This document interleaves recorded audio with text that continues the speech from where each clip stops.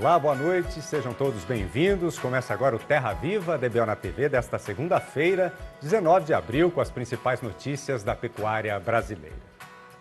E começamos o programa de hoje trazendo um tema de fundamental importância para o pecuarista, que é a qualidade das pastagens, que ajuda a melhorar a produtividade do rebanho e, consequentemente, a lucratividade da fazenda. Mas para o produtor rural ter a máxima eficiência do pasto, não basta escolher apenas um bom fertilizante. É preciso conhecimento da propriedade e também planejamento. E para trazer algumas dicas sobre pastagens, a gente convidou para participar do DBO na TV desta segunda-feira o engenheiro agrônomo e coordenador agronômico da Iara Brasil, Diego Baroni Guterres. Boa noite, Diego. Seja muito bem-vindo aqui ao nosso Rancho Eletrônico. Boa noite, Vinícius. Boa noite a todos que estão nos assistindo aqui. É uma satisfação estar falando por esse assunto tão empolgante para nós, né? Obrigado, Diego. A gente que agradece a sua participação, viu? E lendo alguns dos seus artigos, né, eu vejo que você sempre fala da importância de planejar a pastagem, né, do começo para o fim. O que você quer dizer com isso? Na verdade, né, Vinícius, a gente tem de maneira tradicional a tendência, né, de planejar do começo para o fim. O que é essa lógica, né? Eu quero produzir mais no meu sistema produtivo, então a fertilização é uma ferramenta, então eu vou fertilizar as minhas pastagens e, consequentemente, eu vou produzir mais. Mas existem algumas armadilhas aí, né, que não basta só produzirmos mais forragem, produzirmos mais pasto, né, se isso não tiver tudo interligado com o planejamento de todo o sistema produtivo. E aí que eu posiciono que é muito importante fazer um planejamento do fim para o começo, ou seja, ter um diagnóstico bem feito, né, do ambiente de produção, do sistema produtivo, do negócio, né, da condição econômica, financeira do negócio, quais são os objetivos do negócio, as metas, né, e aí nós viemos desdobrando para chegar a uma demanda de alimento que eu vou precisar para o meu sistema produtivo, e aí sim encaixar a fertilização eficiente nesse sentido, né, ajustada a um bom manejo estratégico das pastagens, né, aí sim a gente tem o melhor retorno dessa ferramenta, dessas tecnologias, né. A gente vê que é um conjunto mesmo, né, um trabalho intenso, inclusive, do produtor, junto com seus funcionários também, né? Agora, Diego, com a proximidade, né, da estação aí mais fria do ano, né, alguns plantios são extremamente prejudicados. E com as pastagens isso não é diferente, né? Então, quais são os cuidados que o produtor tem que ter nesse período, principalmente nesse período do ano agora? Bom, é muito importante, né? Nós estamos entrando no ambiente sul do país, né? Onde existem as pastagens de inverno, né? As pastagens estão em implantação, sendo implantadas nesse momento, então é um momento muito estratégico no estabelecimento dessas pastagens, né? Então é um momento chave escolher materiais forrageiros adequados ao sistema de produção, todo o planejamento da fertilização com a estratégia que eu coloquei antes, né?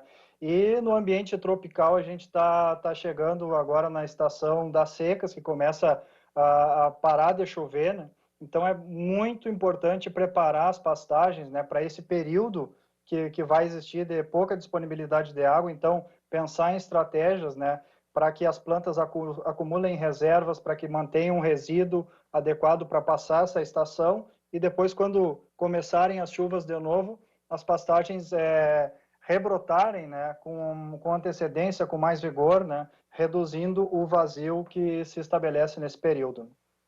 Diego, você fala muito também da questão da adubação eficiente das pastagens, né? Então, como aproveitar melhor, né, melhor forma essas tecnologias disponíveis para melhorar o pasto, né? Você tem várias dicas a respeito disso também, né?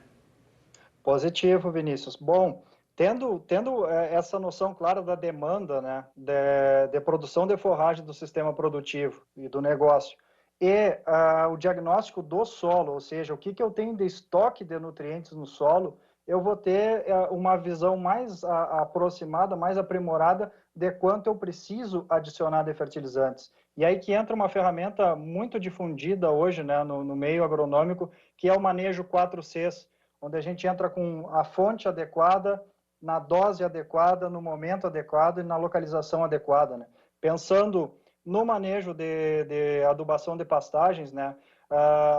um balanço adequado dos nutrientes, né, em função da necessidade, com fontes eficientes, né, e aí eu destaco o nitrogênio, que é um nutriente fundamental na produção forrageira, né, porque é um nutriente que alavanca a produtividade por ser o principal elemento ali na formação da clorofila, que é onde a planta faz a fotossíntese e realmente produz biomassa, né? Então é um nutriente-chave e escolher fonte eficiente de nitrogênio é fundamental. Com relação à dose, né, tem um link direto com o diagnóstico. Então, se eu preciso de mais forragem, né, e eu tenho firmeza de que eu vou ter um manejo adequado e que isso está de acordo com as metas do meu negócio, eu vou entrar com uma adubação mais pesada ou mais leve, né, e isso vai ser economicamente eficiente também. Né? O momento, muito em função também dos períodos de pico de produção de forragem, nos vazios ou com uma estratégia pontual de manejo, né? Falo do nitrogênio, mas valem outros nutrientes para isso também. E, por fim, a localização muito em função do ambiente, né? Do sistema produtivo e da estrutura que se tem na propriedade. Interessante, né, Diego? De quanto em quanto tempo, né, o pecuarista tem que adubar o seu pasto? Tem uma fórmula para isso, um tempo correto? Como é que é feito?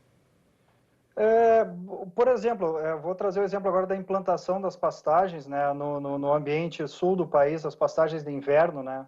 Geralmente o pessoal faz uma adubação de base no momento da implantação das pastagens, né? E no grande mercado de produção de leite, geralmente essa fertilização se ocorre com posicionamento do fertilizante no sulco da semeadura, né, da pastagem, e nos ambientes onde a gente tem pastagens estabelecidas por ressemeadura, que é mais comum no cenário da pecuária de corte, né, a fertilização é feita em superfície no solo. Então, geralmente se aplica nitrogênio, fósforo e potássio e os outros nutrientes nesse momento, e depois se fazem adubações de cobertura, né, principalmente com o elemento nitrogênio, ao longo da estação de crescimento da forragem, justamente para sustentar, né, a alta demanda que a cultura tem, posicionando estrategicamente o nutriente para potencializar a fertilização.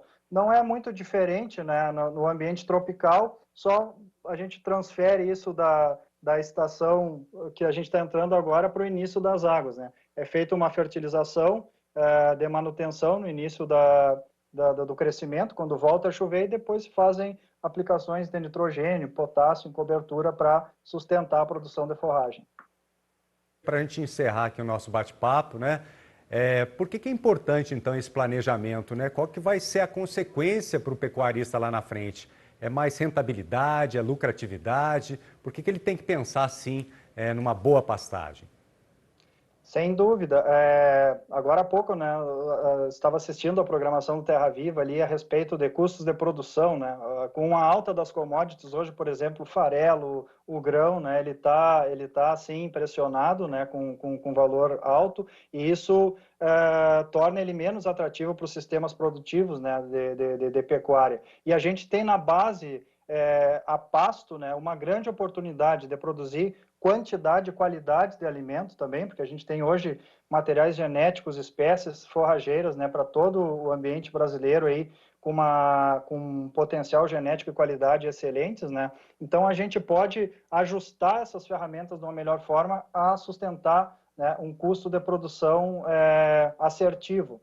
Nesse sentido, né, com uma fertilização eficiente das pastagens, né, quando o fertilizante entra como uma ferramenta que é parte de um sistema, né, estratégico de planejamento e de execução dentro do negócio, se colhe o melhor dessa ferramenta, porque eu sei que todo nutriente que eu aplicar no meu sistema vai se transformar em forragem, e eu tendo um manejo adequado, eu tendo animais entrando estrategicamente para colher, né, para pastejar aquela forrageira que está entrando ali, isso vai se transformar em produto animal, e esse produto animal vai virar dinheiro.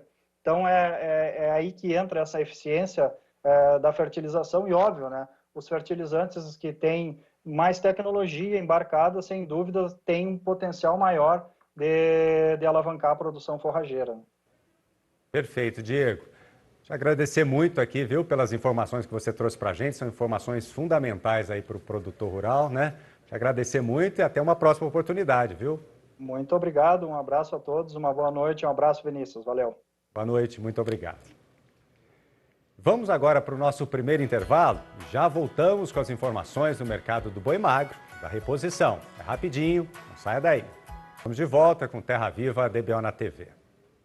E chegou a hora da gente falar sobre o mercado do boi magro e da reposição, que segue firme no país. A semana de alta na reposição, segundo a Scott Consultoria, é explicada pela oferta restrita de animais, somada à demanda aquecida e as cotações firmes no mercado do boi gordo. Contando de quinta-feira da semana passada para trás, a valorização foi de 1,3%, considerando a média de todos os estados e categorias de machos e fêmeas anelorados monitorados pela Scott.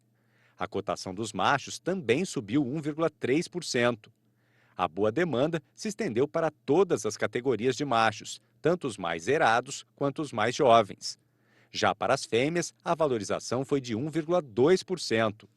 Os analistas ressaltam que, com a diminuição das chuvas, as pastagens vão perdendo qualidade e a saída de animais para abate tende a aumentar.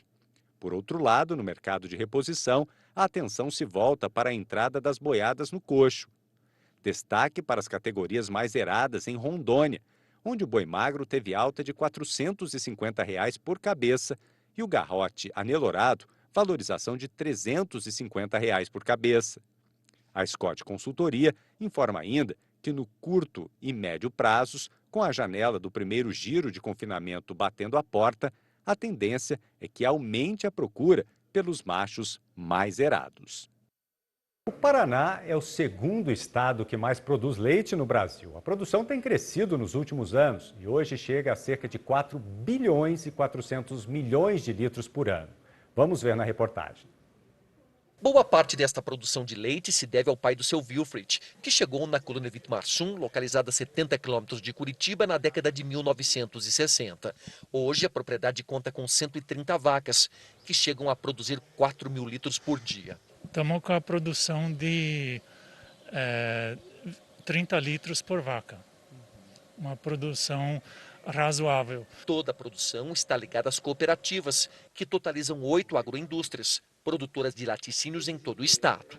De acordo com o IBGE, entre 2008 e 2018, a produção paranaense de leite se elevou a 55% até atingir este patamar. A região sudoeste do estado é a maior produtora de leite em volume.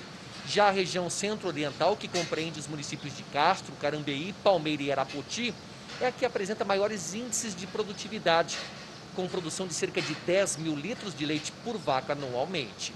Na prática, as ordenhas ocorrem 2 vezes por dia, geralmente às 4 da manhã e a outra 12 horas depois. Os animais ficam neste espaço até a retirada do leite, que é armazenado até a chegada do caminhão. Por conta disso, a ração precisa ser de qualidade, além do descanso do animal. A gente usa os ventiladores, né, para ter uma temperatura o mais fresco possível, né? A cama a gente faz com a serragem, né? É o sistema compost barn, onde a vaca tem um conforto muito bom. Em função disso, ela vai aumentar bem a produção de leite, vai responder em produção de leite daí. Já a produção na propriedade do seu Manfred é muito maior. A experiência de quase 40 anos o transformou em um dos principais produtores de leite da região. Segundo ele, o uso de tecnologias de produção de ponta implicam na alta produtividade, que, aliada à genética, torna a região referência para os rebanhos de todo o país. Os animais, que são a base, mas você tem que ter o conforto dos animais, você tem que ter as instalações dos animais, você tem que ter o alimento dos animais. Na região são grandes cooperativas e centenas de produtores para uma captação diária de cerca de 2 milhões e 400 mil litros de leite, que no caso do seu Ewald, boa parte é transformado em iogurte. O meu sistema aqui a gente chama de semi-confinado, porque elas vão durante o dia no pasto e daí de tarde elas ganham um pouco de cilho e de ração só para ter um suplemento, né? Eu acho que são vacas mais felizes a pasto do que depende como você for confinar elas, né? Depende como você for fechar elas, né? Em muitos casos, o leite de qualidade produzido aqui no Paraná é transformado também em queijos finos, garantindo o selo de Serviço de Inspeção Federal emitido pelo Ministério da Agricultura, Pecuária e Abastecimento. O estado do Paraná é destaque na produção nacional de leite. Hoje, nosso estado é o segundo colocado, com aproximadamente 4,5 bilhões de litros, perdendo somente para o estado de Minas Gerais. Hoje o foco é genética e conforto da vaca. E, claro, alimentação. São as três coisas, o tripé. Com o objetivo de evitar a reintrodução e disseminação da febre aftosa em estados livres da doença sem vacinação, o grupo gestor do Plano Estratégico de Vigilância em Febre Aftosa do Rio Grande do Sul vem destacando a importância da comunicação clara com o produtor rural. Quem explica melhor é o presidente do Fundo de Desenvolvimento e Defesa Sanitária Animal Gaúcho, Rogério Kerber. Esse é um assunto que ele é recorrente há bastante tempo. O Fundesa trabalha de forma intensiva essa interação do campo com o serviço veterinário oficial e especialmente nesse momento, ou a partir da decisão da busca de um novo estado sanitário para o estado, o trabalho se intensificou de forma bastante forte. Várias iniciativas estão em andamento no sentido de conscientizar o produtor rural da importância e da necessidade dele participar de forma intensiva. Ele faz parte do sistema de defesa sanitária animal. Programas foram criados, como o programa Sentinela, agora mesmo recentemente lançado o programa Guaritas, que trabalha a fiscalização na divisa com o estado de Santa Catarina. Tem parcerias que o Fundesa está apoiando, é o caso de uma parceria da Secretaria da Agricultura e a FETAG, dos sindicatos rurais, numa faixa de 50 quilômetros ao longo da divisa do Rio Grande do Sul com Argentina e Uruguai, no sentido de orientar o produtor, distribuindo uma cartilha com orientações de como ele deve proceder, quais são as suas obrigações, seus direitos também, evidentemente. Então, é um trabalho que o Rio Grande do Sul vem fazendo há um bom tempo e agora está se intensificando de forma bastante forte. O Fundesa, desde a sua constituição em 2005, estabeleceu como uma das suas diretrizes a condição da interação ou da participação dos produtores rurais, como peça fundamental ou como estratégia fundamental no sentido de termos a condição de almejar e que agora estamos, de fato, esperando para maio esse reconhecimento internacional.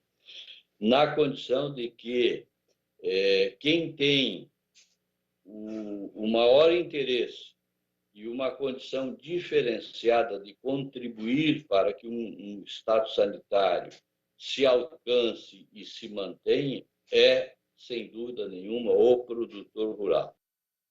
Vamos para mais um intervalo e já voltamos com as informações do mercado do boi gordo e as cotações desta segunda-feira. A gente volta já já. Volta com Terra Viva DBO na TV. Hora de conferir o comportamento do mercado do boi gordo nesta segunda-feira em todo o país. As informações são da Scott Consultoria. Mesmo com a proximidade do período seco do ano, que naturalmente aumenta a oferta de animais para o abate, ainda não foi suficiente para afrouxar o mercado do boi gordo. O cenário de retenção de fêmeas tem potencial para limitar a oferta de final de safra. No mercado interno, o efeito das medidas restritivas por causa da pandemia da Covid-19 também continua afetando a economia e o cenário segue de escoamento doméstico lento. Já as exportações, segundo a Scott Consultoria, estão em bom ritmo, o que colabora com o cenário. Para os próximos dias, a expectativa é de aumento da oferta de gado, devido ao período seco, o que pode trazer testes de preços menores no mercado. Agora as cotações do dia. No balanço da Scott Consultoria foram apuradas mudanças em 8 das 32 praças pesquisadas. Começamos a nossa lista com as quedas do dia. Em Barretos e em Araçatuba, aqui no interior de São Paulo, foi o preço do boi que caiu e está cotado a R$ 311,50, no prazo de 30 dias e já descontada a parte do fundo rural. Derriçada também no Triângulo Mineiro, com a fêmea escorregando para R$ 288,50. Seguimos para Dourados, em Mato Grosso do Sul, com uma desvalorização geral. O macho é vendido a R$ 301,50 e a vaca está sendo falada também em R$ 288,50. Na região sudeste de Rondônia, o boi escorregou para R$ 294,50 e a vaca para R$ 283,50. Recuo geral também na região norte de Tocantins. O macho caiu para R$ 295,50 e a fêmea para R$ 287,50. Agora as poucas altas desta segunda-feira. Quem quiser comprar boi em Alagoas vai pagar no mínimo R$ 292,50. Na região oeste de Santa Catarina, a arribada foi dupla, com o boi sendo negociado a R$ 292,50 e a vaca batendo os R$ 274, com negociação no prazo de 20 dias. O Terra Viva DBO na TV de hoje fica por aqui. Obrigado pela sua companhia e até amanhã.